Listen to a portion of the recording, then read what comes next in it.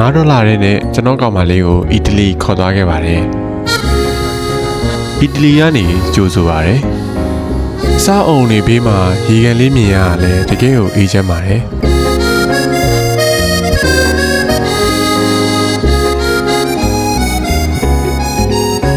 နည်းနည်းပါးပါးလမ်းလျှောက်ပြီးတော့သူ့ကိုရေကန်ဘေးကစောက်စောက်ဆိုင်လေးတစ်ခုကိုခေါ်သွားခဲ့ပါတယ်အဲ့ဒီဆိုင်မှာဖလားလောက်ရှိတဲ့အေးအေးကတ်တွေတောင်တောက်ခဲ့ပါသေးတယ်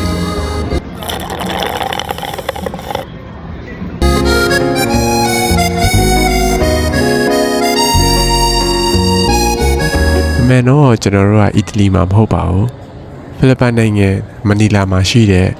Venice Grand Canal Shopping Mall ထဲမှာပါဒီ shopping mall ကြီးကအီတလီမှာရှိတဲ့ Venice မြို့ကို inspire ယူပြီးတော့လုပ်ထားတာဖြစ်ပါတယ်ကျွန်တော်တို့အဲ့မြို့လေးအတိုင်းပဲအလဲကောင်မှာရေတူးမြောင်းရှိပြီးတော့ကျွန်တော်တို့ကန်ဒိုလာလေလေးအောင်စီလို့ရပါသေးတယ်